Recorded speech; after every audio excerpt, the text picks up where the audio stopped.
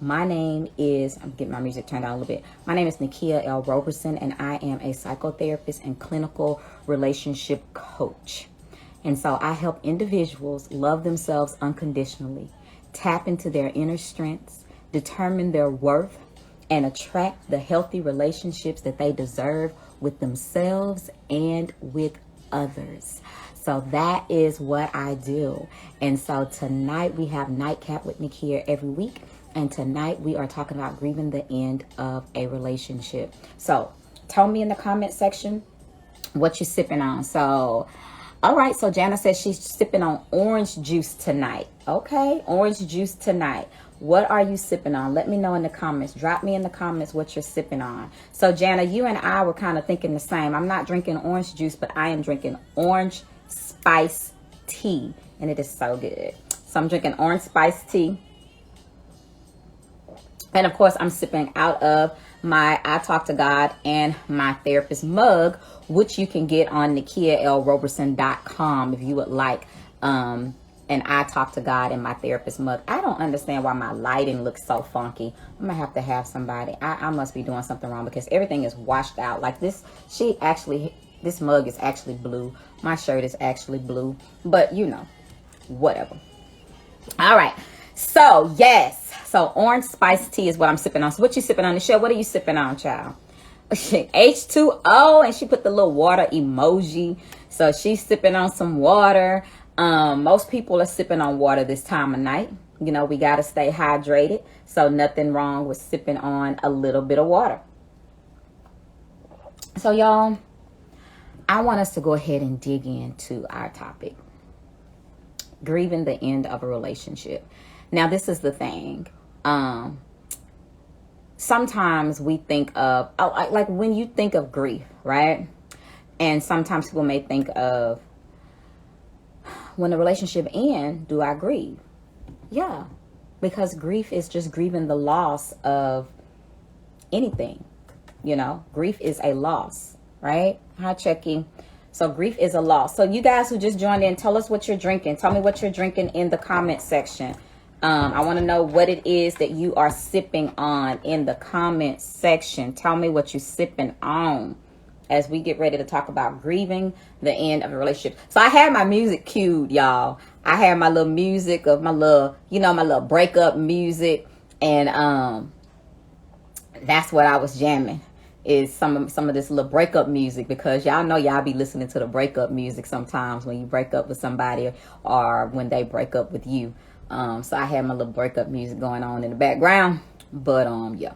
All right. So tell me what y'all sipping on. What you got? What you got? Let's get some people in here. Where my people at? Where my people at? She said, yes, we do. So I have somebody who was on like yesterday, and I'm trying to think of her handle so I can tag her. Cranberry juice in the house. Detox. Oh, what kind of detox tea? Haywood, which detox tea are you sipping on? Somebody said what kind of music. So I got Fantasia, Without Me, with Kelly and Missy Elliott. That's what's playing right now. So yeah, I like Fantasia, y'all. I like her. So yeah. So what kind of detox tea, Haywood? What kind of detox tea you got? Because I know is it ISO? ISO tea is a tea that I drink for detox, and then also dieter's tea. Hey mama, tell me what you're sipping on. Tell me what you're sipping on. What's your favorite breakup song? While we talking about it, what's your go-to song when your heart is broken? What was your song? My song, like I told y'all, I like Fantasia, so my song was the Fantasia. If you don't want me, then don't talk to me. Okay. What was your song?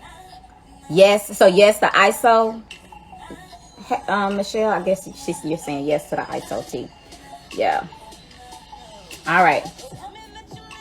So yeah, let me turn Kelly and Fantasia down a little bit so we can get into our best thing Oh, yes. Best Thing I Never Had by Beyonce. That's your jam. Yes, I can. Yeah, that one too.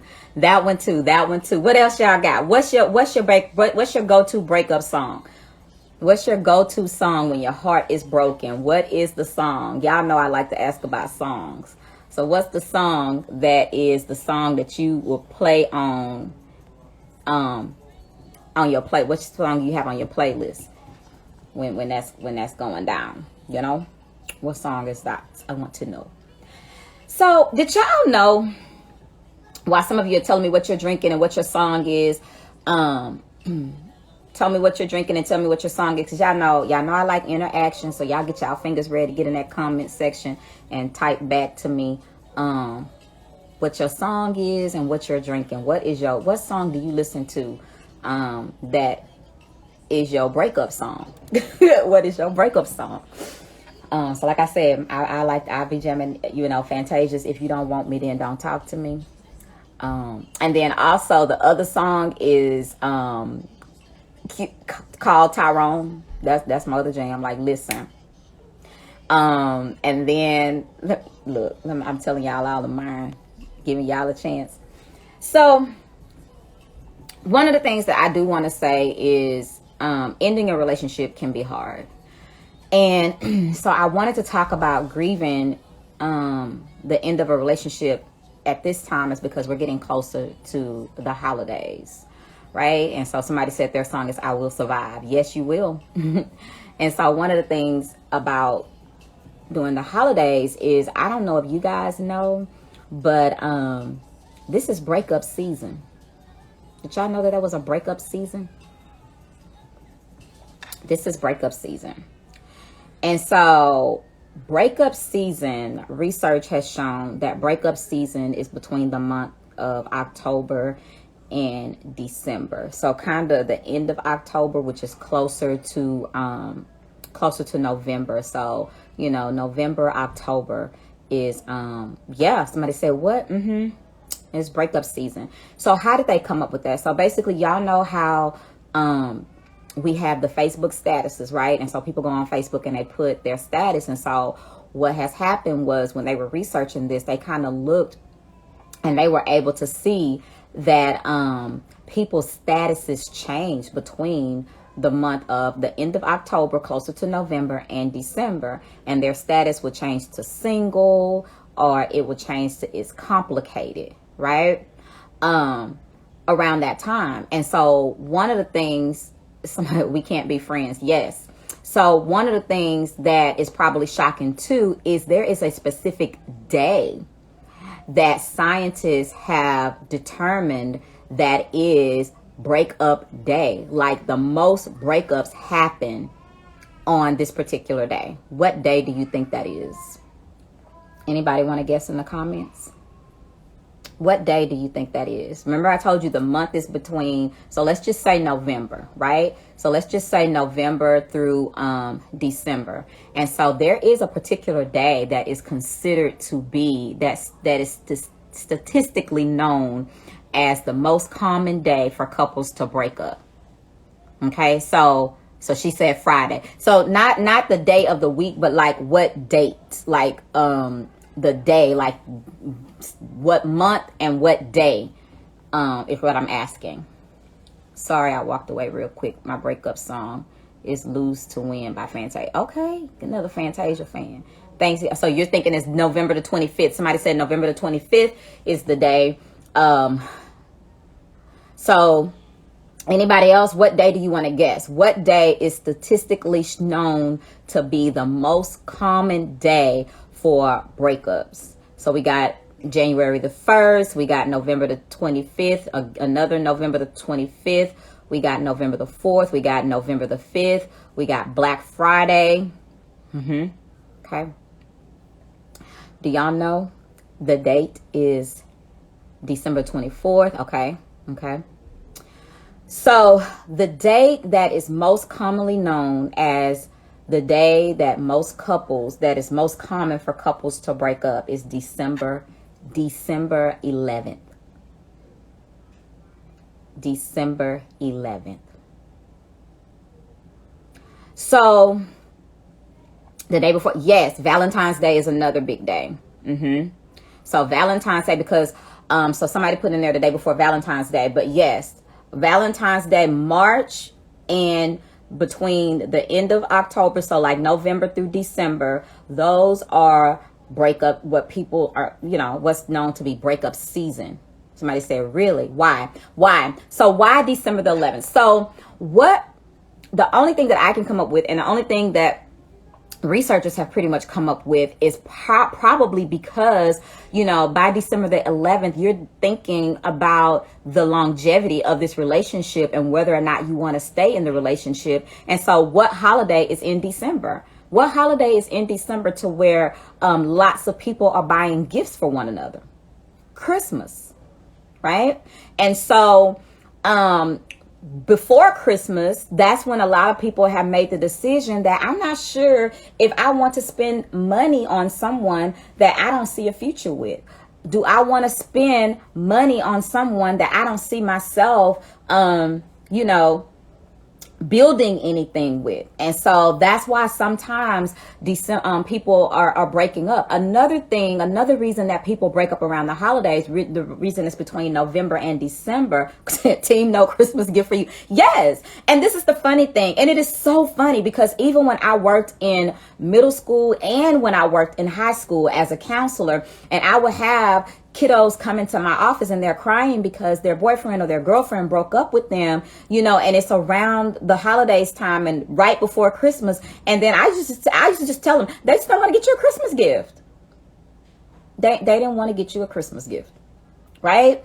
And so for whatever reason, they didn't want to do that. And so research has shown that this is the day that is most common for breakups, because sometimes people are beginning to think, one, about their future. Two, I want you to know this also. The reason that this is known as breakup season, between the month of November and December, that this is known as breakup season, is because it is close to the holidays. And so when you get close to the holidays, think about holidays. Holidays put pressure on relationships, right? So you got to think about, you've been dating this person. And so now you're deciding whether or not this is somebody that you want to take home to mama, right? Because a lot of times for the holidays, people are getting together with their families. People are getting together with their close friends. And so sometimes people are having second doubts in relationships and saying, is this the person that I really want to invite home? Because not only are you thinking, is this the person that I want to invite home to meet my family or to meet my close friends? Then you're thinking about, I'm not ready for the questions. And so the questions that people are going to ask when you bring somebody home is, what is going? Or, what, y'all go get married? Sometimes people are not ready for that. And so they feel like to take the pressure off of themselves, they will end the relationship. And then a lot of times when I, as a therapist, having single women in my office, and even when I'm talking to men sometimes too, they begin to get a little antsy and overwhelmed when it's close to the holiday, especially Christmas, because what is it? If I've been dating you for X amount of time and I want to take this relationship, a step further, and you may be hesitant or you're not ready to go that way, whether it's with me or whether you're just really not ready to make that commitment to anyone, what is the thing that somebody is going to be looking for? Somebody say, yeah, that nosy aunt is going to be asking questions. So what is the thing that somebody's going to be looking for, right? What is it that you think they're going to be looking for around Christmas time? A proposal or an engagement ring. So sometimes people are looking for this commitment. And then so they don't want to answer questions about commitment to that nosy aunt. They don't want to answer those questions about commitment to their friends. They don't want to make the commitment by saying, yes, I'm just to lock you down. And I'm going to propose to you, or I'm going to purchase you an engagement ring. Then also, a reason that sometimes it happens in the month of November through December is because we're getting closer to the new year. What do people start to do when January is starting to roll around? What is it that you start to do? You start to think about your future. You start to self-reflect. You start to do some goal setting. You start to think about a fresh start in life. And so you start to make resolutions. Yes, you start to make those things. And so sometimes you're sitting there and you're saying, you know what? I don't think I want to take Johnny into the next year with me. I don't think I want to take, I was trying to think of a girl name. I don't think I want to take Joanna into the new year with me. And so, I've been sitting and I've been doing some reflection, and I'm thinking about our relationship, and I'm thinking about the fact that we have more downs than ups. I'm thinking about the fact that we've spent most of this year, or the last few years that we've been together, we've been spending those most few years arguing and not getting along and those types of things. And so now that I'm going into a new year, sometimes people are like, I want a fresh start. I want a new chapter. And sometimes that fresh start, sometimes that chapter does not involve the current person that they are with. So that's why this November through December is known as breakup season. That's why December the 11th is the most common day for people to break up. So with that being said, do breakups still hurt? Even knowing this information? Absolutely it does. It still hurts because, you've poured yourself into this person. You poured yourself into this relationship. So then you begin to grieve. She said, this has my head at a spin. Yeah, you begin to grieve. So why do we grieve? Why do we grieve the end of a relationship? One, we have to understand that grief is a natural response to any loss. Grief is a natural response to any loss. Grief is universal, yet it is unique, right? It's universal because it happens to everybody. We all grieve something. It's unique because it depends on each person's circumstance. The circumstance is different. And so my grief is not going to look like your grief when I'm grieving the end of a relationship. Grief is basically your brain's way of adjusting to this new reality. Grief is your brain's way of adjusting to the new reality. And then you go through the stages of grief. You go through the stages of grief. You go through the denial. You go through the anger. You go through the bargaining. You go through the depression. You go through the acceptance stage. Hi, Sandra. So you go through the stages of grief. And so sometimes people, are saying like, but I just knew that it wasn't a good relationship. And I just knew that he wasn't right for me, or I knew that she wasn't right for me. So why do I have this hole in my heart? Why do I feel this way when I know that this is the best thing for me? And so one thing that we have to remember, and even when I've had people say, but I knew that they wasn't right, but I still love them. I still love them. And so the thing that I say is what this shows you is that love wasn't enough. Love wasn't enough. Somebody once said that a breakup, it means that something was broken. Yeah, that means that something was broken. And so I may love you and you're not right for me. So that says, and that's one thing to remember is, okay, I have to remember that love wasn't enough. I needed something more that this person wasn't giving, or that they were not capable of giving, right? And so this is the reason that people break up. This is the reason that people grieve a breakup.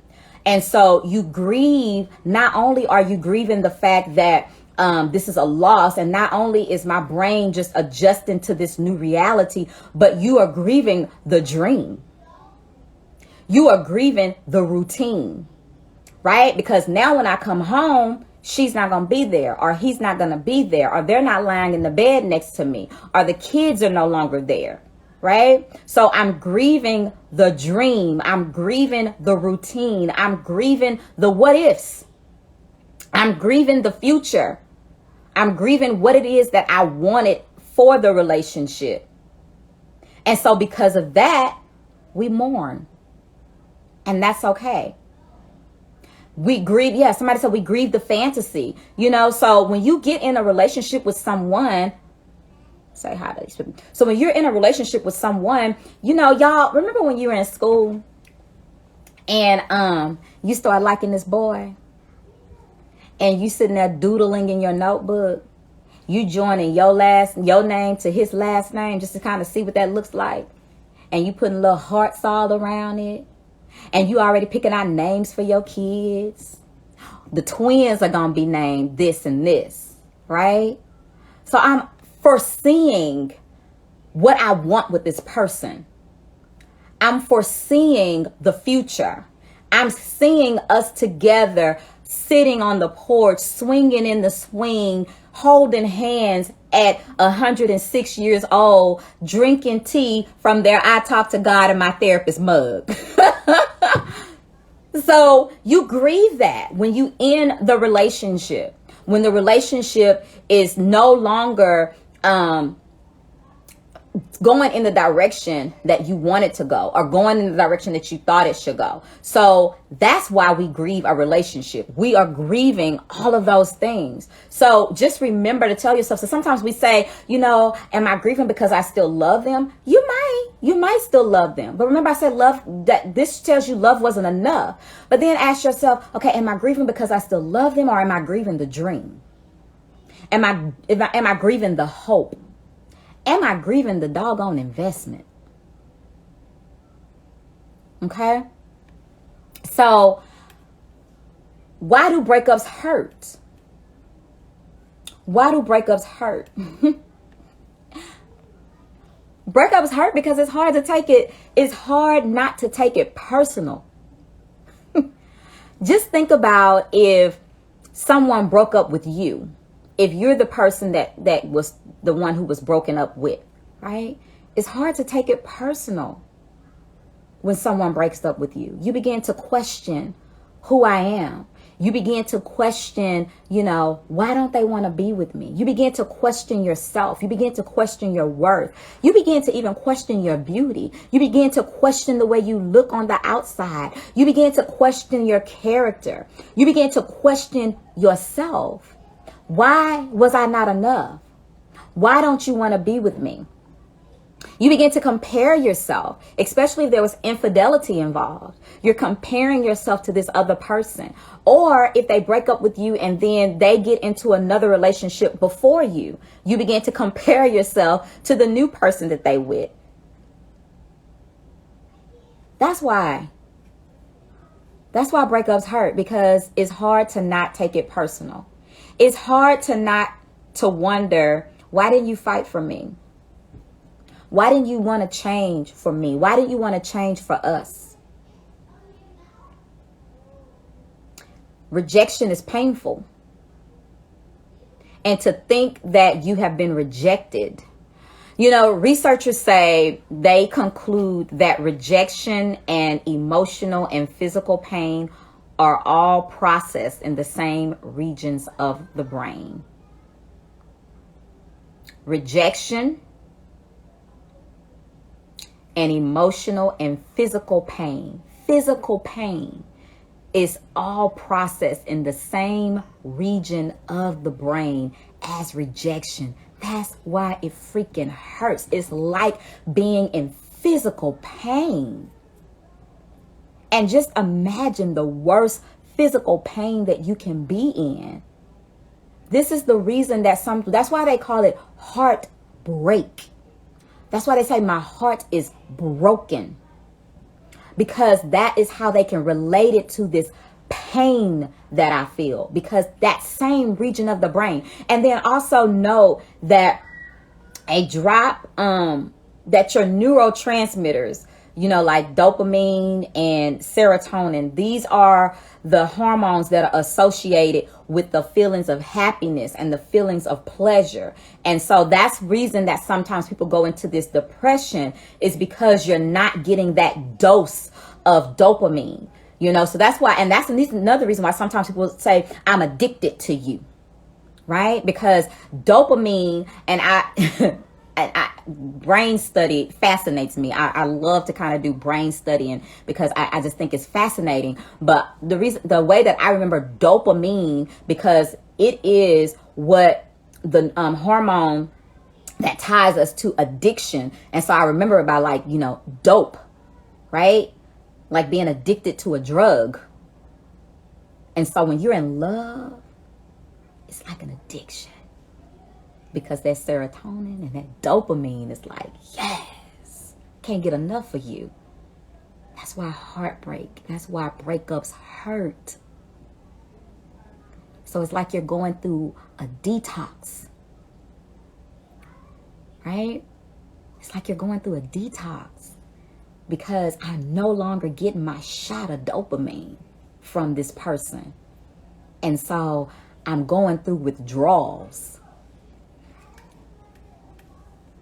And another thing is, we base our feedback on what others say about us. So rejection in a relationship, we try to take that on and let that be our story and treat it as our narrative, instead of just looking at the fact of, okay, maybe it's not the fact that I'm just this worthless person. It could just be that we were not compatible. That's the reality of it. We were not compatible. But we look at the rejection as, you're attacking me personally. Okay? And of course, like I said, the feeling of that, you know, disinvestment. So I have people sometimes say, you know what, I've been in this relationship for 10 years. We've been together for 5 years, and now this, I've invested. So we grieve the investment. I've poured so much into you. I've tried to make this work. And sometimes we try to make things work even though it hurts like hell.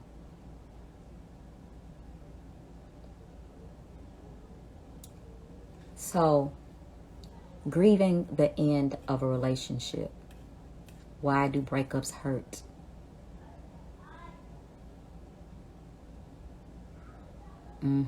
It's a wonderful. Who is Steven Speak? Oh, I don't know. I wish I would have heard that. Okay.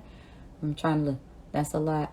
Sometimes we fall in love with the idea of who someone can become, forgetting who they are. Not everyone will live. Yes, that is true. Sometimes we do fall in love with what the person can become. Sometimes we got to let them become that, sis.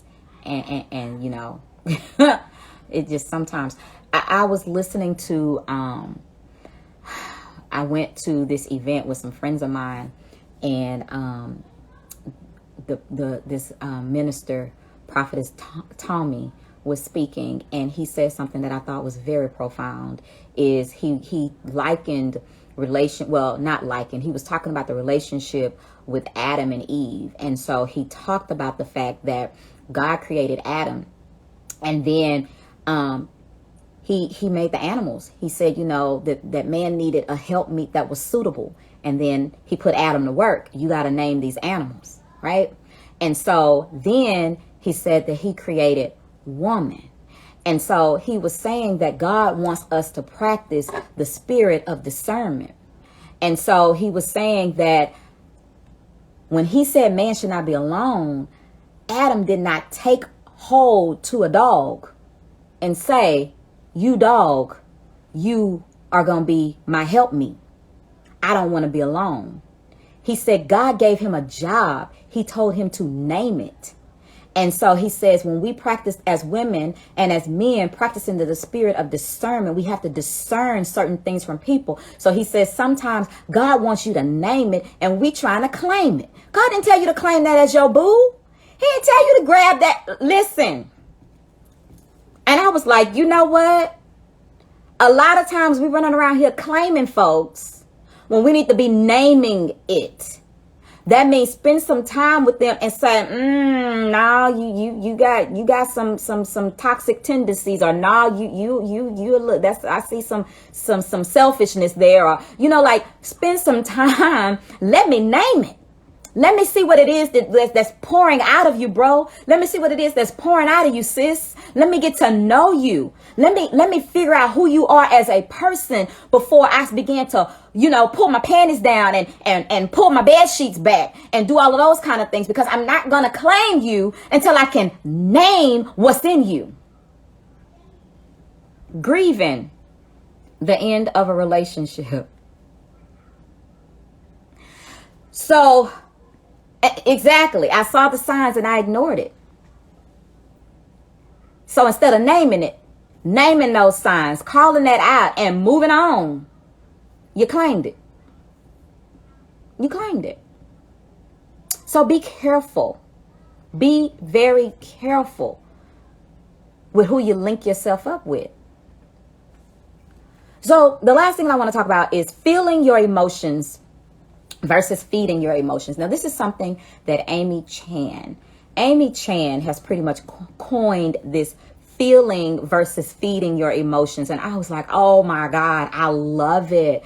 Because when we grieve in a relationship, we have to make sure that we are feeling the emotion versus feeding the emotion.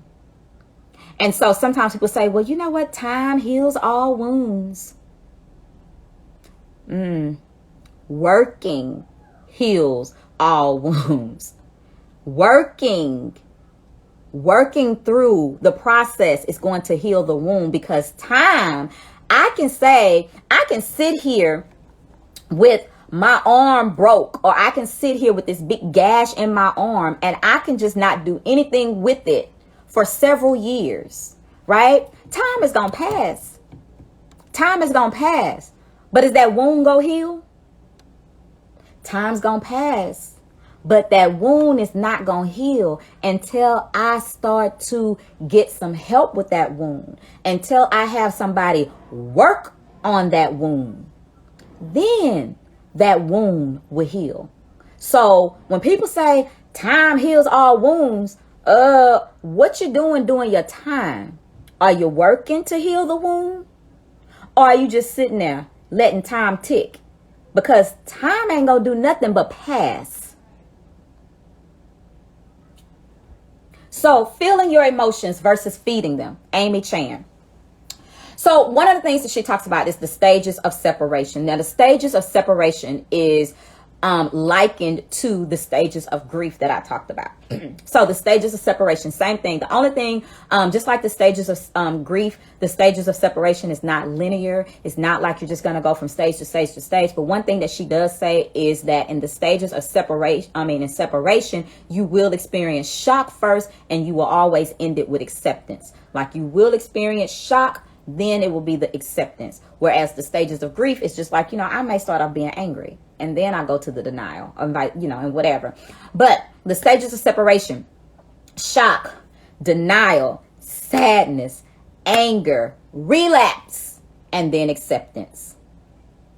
So what stages of separation and relapse? Yes, that's when you say, you know what, we're not together no more. We're going to break up, but we can be friends with benefits because sex was never a problem. Or we can be friends. And then you start doing things that y'all was doing when y'all was in a relationship.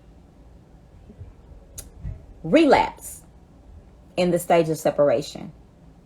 Relapse is when you already know that this person isn't good for you or isn't right for you, and you know you're not at a place or at a point for you to be able to, be in their presence or be in their company. And I know it's hard when you still love someone, but that's one of the stages of separation. And if you fall into any of these, it's okay. I'm just bringing it to you so you can say, oh, okay, that's normal. So if I relapse, it's just like, okay, thanks, sis. I thought something was wrong with me, but that's normal. It's one of the stages, and it's okay. It's one of the stages. So feeling your emotion versus feeding your emotion. So feeling your emotion, when you feel the emotion, it helps you with processing them, right? So feeling the emotion means give yourself time. Give yourself time to cry. Give yourself time to journal. Give yourself time to walk through what it is that you are feeling what it is that you are going through. Give yourself the time to do that. And while you're in that time, what did I say? Work to heal the wound. Okay? But feeding the emotion. Have you ever heard that saying that says, what we feed is what grows? Right? What you feed grows. So when you feed the emotion, it's going to grow. When you feed the emotion, you give it nourishment, right? And we need to be nourished in order to thrive. And so when I feed the emotion of hatred, when I feed the emotion of anger, when I feed those emotions, I'm allowing it to thrive. I'm nourishing it, right? I'm feeding it so that it can grow. So that's why she says you want to feel the emotion and don't feed the emotion, because when you feed the emotion, it's going to keep you stuck. What does feeding the emotion does? It prolongs the emotion. Feeding the emotion prolongs the emotion, because when you feed something, you nourish it. When I want something nourished, it's because I want it to thrive. I want something to thrive because I want it to grow. So if I have this prolonged emotion and I am feeding it by going to the Facebook page, by going and scrolling his or her Instagram page, by dropping in their DM, by passing by your house, if I'm feeding the emotion. And so it's going to be a prolonged emotion. I'm driving by your house slow. I want to see, I'm asking your friends who you talking to. I'm asking who. I saw this picture of this girl on his Instagram page, or I saw this picture of this guy, so who is that? So I'm feeding the emotion. I'm prolonging that. I'm not allowing it to heal, because I'm prolonging this emotion of emptiness, this sadness, right? So I'm looking at old pictures.